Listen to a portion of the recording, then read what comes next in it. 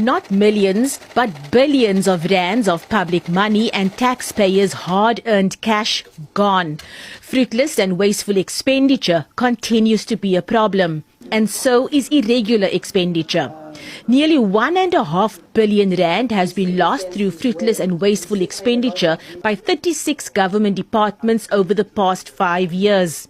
And just over 2 billion rand in fruitless and wasteful expenditure was incurred by 27 state-owned enterprises during the same period.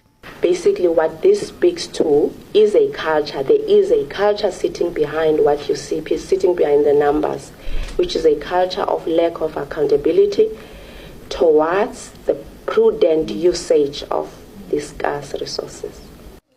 Material irregularity is another source of wastage. But where exactly is this money going? The Office of the AG painted scenarios for MPs. We see quite a lot of these instances where resources are built by the state, such as the hospitals are built, but then are left unutilized. And then the citizens on the ground do not get the benefit of those facilities. MPs across political parties share the same sentiments. You made a comment to say if due consideration or thought was given, this would have been avoided.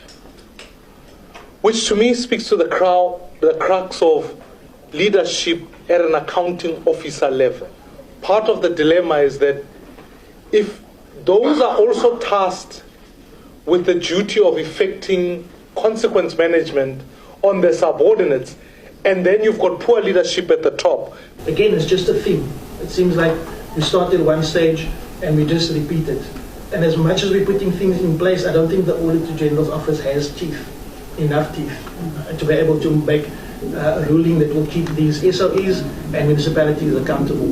And if we come back next year, we're going to be in the same position again, with more and the existing same kind of levels of wasteful and fruitless expenditure or worse. At some point, this committee has to say, how do we stop it?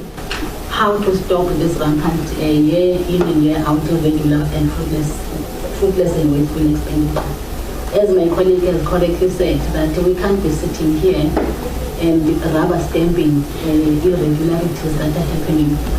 How do CEOs or accounting officers still get bonuses when companies are insolvent?